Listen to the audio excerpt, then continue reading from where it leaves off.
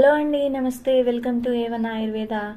ఈరోజు మనం తెలుసుకోబోయే టాపిక్ ఏంటంటే డయాబెటీస్కి కారణాలు.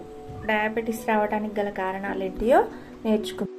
డయాబెటీస్ అనేది ఒక డిసీజ్ కానే కాదండి, ఇది ఒక లైఫ్ స్టైల్ డిజార్డర్ అనమాట. అంతేకాదు చాలా మందికి డౌట్ వస్తూ ఉంటుంది, ఇది అంటువ్యాధా, లేకపోతే ఒకవేళ వాళ్ళని టచ్ చేస్తే వస్తుందా, లేకపోతే వాళ్ళతోని ఒకవేళ ఫిజికల్గా కాంటాక్ట్ అయితే వస్తుందా, వాళ్ళ ఫుడ్ టేస్ట్ చేస్తే వస్తుందా, ఇలా చాలా రకాల అనుమానాలు ఉంటాయి. ఇవన్నీ చాలా అపోహలు మాత్రమే. ఇది టోటల్గా లైఫ్ స్టైల్ డిజార్డర్ అండి. ఏంటంటే ఒక ఫ్యామిలీ ఉన్నారనుకోండి, ఇద్దరు పేరెంట్స్ వర్కింగ్ ఉండి వాళ్ళు పొద్దున్నే లేచి 6 కల్లా లేచి చాలా ఆదుర్దాగా టెన్షన్తో వంటలు చేసుకుని వెళ్ళిపోతారు. పిల్లలు కూడా వాళ్ళు తింటున్నారో లేదో తెలియదు, వాళ్ళు కూడా వెళ్ళిపోతారు. స్కూల్కి వెళ్ళిపోయి వచ్చి ట్యూషన్కి వెళ్తారు. వాళ్ళు నైట్ జాబ్ నుంచి పేరెంట్స్ వచ్చేస్తారు. ఇలా ఇంత టెన్షన్గా ఉంటుందన్నమాట వాళ్ళ ఇంటి వాతావరణం. ఇప్పుడు వాళ్ళందరికీ ఏంటంటే డయాబెటీస్కి వచ్చే ఛాన్స్ ఎక్కువ ఉన్నట్లు అనమాట. ఈ డయాబెటీస్కి రావడానికి మెయిన్గా కారణం ఏంటి అంటే బాగా టెన్షన్, స్ట్రెస్ లైఫ్ స్టైల్స్ అండి. ఎందుకంటే ఇప్పుడున్న ప్రపంచంలో డబ్బు ఎంత ఐశ్వర్యమో మన ఆరోగ్యం కూడా అంతే. ఆరోగ్యమే మహాభాగ్యము, అదొక భాగ్యలక్ష్మి లాగా ఆరోగ్యం కూడా ఒక ఐశ్వర్యమే అని భావించే వాళ్ళల్లో చాలా తక్కువ శాతం మంది ఉన్నారు. లేచిన దగ్గర నుంచి పరుగనమాట. ఇలాంటి టెన్షన్స్లో ఉన్నప్పుడు ఏంటంటే ఎడ్రినల్ గ్లాండ్ అనేది అది ఇక ఒక మనం టెన్షన్స్, స్ట్రెస్ ఉన్నప్పుడు ఇక అది బీభత్సంగా ఫంక్షన్, దాని హార్మోన్స్ అనేవి రిలీజ్ అవుతానే ఉంటాయి అన్నమాట. జనరల్గా మనం ఎగ్జామ్స్ రాసేటప్పుడైనా, లేకపోతే మనం రోడ్డు మీద పోయేటప్పుడు కుక్కలు ఎదురైనప్పుడైనా, ఏదైనా భయం అయినప్పుడైనా, ఎవరితోనైనా గొడవ పెట్టుకునేటప్పుడైనా ఈ ఎడ్రినల్ గ్లాండ్ అనేది మనకి ఫైట్ హార్మోన్స్ని రిలీజ్ చేస్తాయి. ఆ టైంలో వచ్చే హార్మోన్స్ అనేది ఎప్పుడూ కాబట్టి ఓకే నార్మల్ అయిపోతుంది. ఒకవేళ ఆ సిచ్యువేషన్ కూల్ అవ్వగానే మన బ్లడ్లో ఉన్న టెన్షన్ హార్మోన్స్ కూడా మన బ్లడ్లో కలిసి నార్మల్ అయిపోతుంది. కానీ ఇదే లైఫ్ స్టైల్ అయిపోయింది అనుకోండి, అంటే ప్రతిరోజు టెన్షన్గా ఉరకటం, ప్రతిరోజు లేవంగానే ఉరకటమే, ఇలాంటి టెన్షన్లు ఉంటే మాత్రం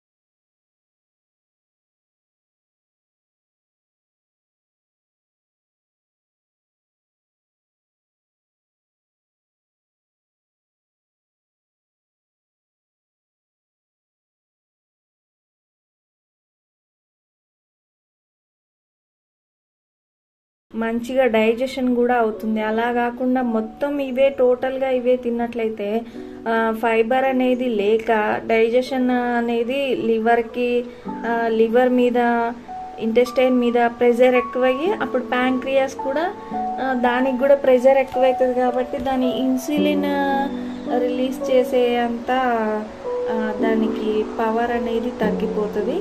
దీనివల్ల కూడా మన బ్లడ్లో గ్లూకోజ్ లెవెల్స్ అనేవి పెరుగుతాయి.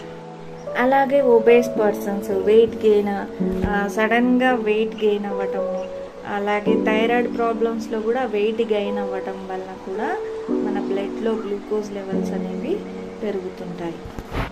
అలాగే ఫ్యామిలీ హిస్టరీ కూడా డయాబెటీస్ ఉందనుకోండి, నెక్స్ట్ నాకు ఇంకా వస్తుందిలేండి, నాకు మా ఫాదర్కి ఉంది కదా నెక్స్ట్ నాకు ఎట్లాగో వస్తుంది, ఇలాంటి నిరుత్సాహకరమైన మాటలు లేకపోతే ఫుడ్ హ్యాబిట్స్ డిసిప్లిన్ పాటించలేక ఇలాంటి మాటలు అనేవి మాట్లాడకూడదు.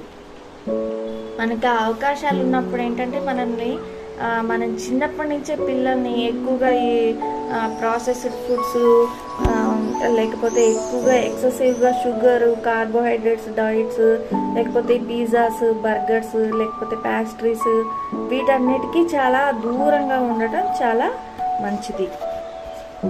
చిన్నప్పటి నుంచే పిల్లలకి మనం ఫుడ్ డిసిప్లిన్ నేర్పించినట్లయితే పెద్దయిన తర్వాత కూడా వాళ్ళు కష్టపడరు. కొన్నిసార్లు ఏమైందంటే మనం క్యాన్సర్ లాంటి గుండె జబ్బులు లాంటి డిసీజెస్లో మనం వాడే మెడికేషన్స్ వల్ల, అలాగే గెస్టేషన్ టైం అంటే ప్రెగ్నెన్సీ లేడీస్లో గెస్టేషన్ టైంలో ఒక 7 to 20 వీక్స్ ఆ టైంలో కూడా మనకి ఈ షుగర్ అనేది ఎక్కువగా రావడానికి అవకాశాలు ఉంటాయి. ఎందుకంటే ఆ టైంలో ఉండే మెడికేషన్స్ ప్లస్ ఆ టైంలో ఉండే మన ఫిజికల్ చేంజెస్ వల్ల మన బ్లడ్ గ్లూకోజ్ అనేది ఎక్కువ అవుతూ ఉంటుంది. కానీ ఇది చాలా టెంపరీ అన్నమాట. ఆ మెడికేషన్ స్టాప్ అయిన తర్వాత ప్రెగ్నెన్సీ పీరియడ్ స్టాప్ అయితే మనకి మళ్ళీ నార్మల్ అవ్వడానికి చాలా అవకాశాలు ఉంటాయి. అలాగే నిద్రలేమి వల్ల కూడా టెన్షన్ అనేది మనకి బాడీకి సఫిషియెంట్గా నిద్ర ఉంటేనే మన బాడీ అనేది ఆ బయలాజికల్ రిథమ్ అనేది ఒక ఫ్లోలో ఉండాలి అంటే మన నిద్ర చాలా ఇంపార్టెంట్.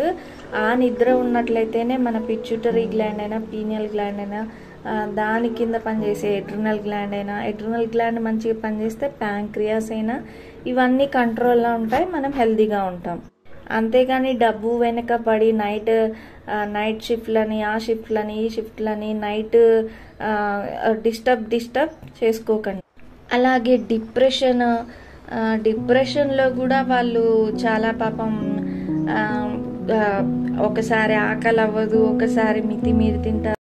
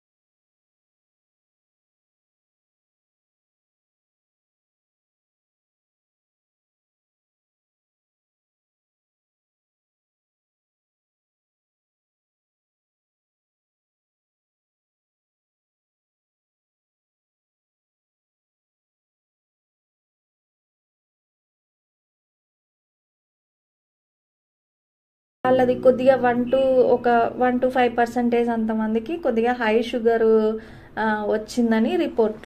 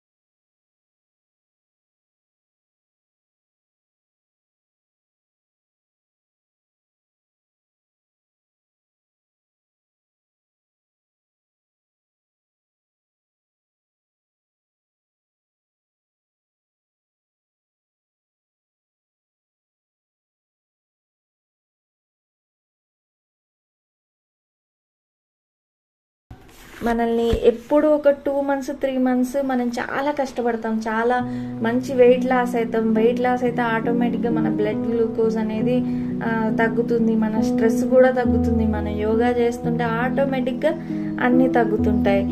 దీనివల్ల 3 monthsలో మనకి చాలా నార్మల్ రిజల్ట్ రావచ్చు. ఇక మనకి షుగర్ తగ్గిందిలే, ఇంకొక్కసారి కొద్దిగా ఒక్క స్వీట్ తిందాము అనుకొని ఒక్కసారి టెంప్ట్ అయ్యారు, ఇంకంతే. మనకి ఇన్సిస్ అనేవి కామన్ అనమాట, వాటిని కంట్రోల్లో చేసి పెట్టుకోవాలి. విల్ పవర్ అనేది చాలా ఉండాలి. మనం టంగ్ని ఎంత కంట్రోల్లో పెట్టుకుంటే అంత వస్తుంది, అంత కంట్రోల్లో ఉంటుంది మన షుగర్ అనేది. ఎలా అంటే మనం చాలా సంపాదిస్తాము మన ఫ్యామిలీ కోసం, చాలా సంపాదించి 1 లక్ష రూపాయలు సంపాదించి ఇక చాలే, ఇక రేపటి నుంచి సంపాదించక్కర్లే అంటే ఎట్లా ఉంటుంది, అలానే ఇది కూడా అనమాట. కొంతవరకు రెసిస్ట్ చేసుకుంటుంది మన బాడీ, తర్వాత మన కంట్రోల్లో ఉంటుంది అనమాట. అలాగే డ్రింకింగ్, స్మోకింగ్ వల్ల కూడా లివర్ అనేది డ్యామేజ్ అవ్వడం. లివర్ డ్యామేజ్ అయితే ఇంకా ఆటోమేటిక్గా పక్కనున్న ఇవన్నీ liver, pancreas, gall bladder, stomach ఇవన్నీ ఇట్లా కంబైన్డ్గా ఉంటాయండి, ఒకదానికొకటి. ఇక అన్నీ అటాచ్డ్ ఉంటాయి, ఒకదానికొకటి లింకప్ అయి ఉంటాయి. కాబట్టి మనం ఖచ్చితంగా డైజెషన్ అనేది మెయిన్గా చూసుకోవాల్సిన అవసరం. అలాగే డయాబెటీస్కి ఆయుర్వేదంలో వచ్చేసి మంచి మంచి ఔషధాలు ఉంటాయి. వసంత కుసుమ కలర్స్, త్రిఫలా చూర్ణము, మధుమేహ యోగు, ఇలాంటి చక్కని ఔషధాలు ఉన్నాయి. మీరు మీకు కావాల్సుకున్నప్పుడు మీరు చక్కని ఆయుర్వేదిక్ డాక్టర్ని కనుక్కొని సంప్రదించండి. డయాబెటీస్ వచ్చిన వాళ్ళు కూడా కంగారు పడక్కర్లేదండి. మీరు కనుక ఫుడ్ కనుక కంట్రోల్లో పెట్టుకొని తీసుకున్నట్లయితే మీరు కూడా అందరిలాగా హ్యాపీగా ఉండొచ్చు. ఫుడ్ కంట్రోల్లో పెట్టుకుంటే ఇంకేది ఉండదు. ఒక 4 అంగుళాల టంగు కోసము మనం మన ఆరోగ్యాన్ని, మన లైఫ్ స్పాన్ అయితే తగ్గించలేము కదా. అలాగే ప్రీ డయాబెటిక్ వాళ్ళు ఉంటారు, వాళ్ళు కూడా టెన్షన్ పడకూడదు. ఎందుకంటే మీకు ముందుగానే తెలిసిపోయింది షుగర్ ఉందని, దీనివల్ల మీకు కంట్రోల్ చేసుకోవడానికి ఒక అవకాశం ఉందని భావించండి. ఇలాంటి అంశాలన్నీ గుర్తుపెట్టుకొని మనం డయాబెటీస్ని మంచిది చక్కగా నిరోధించి మన దేశాన్ని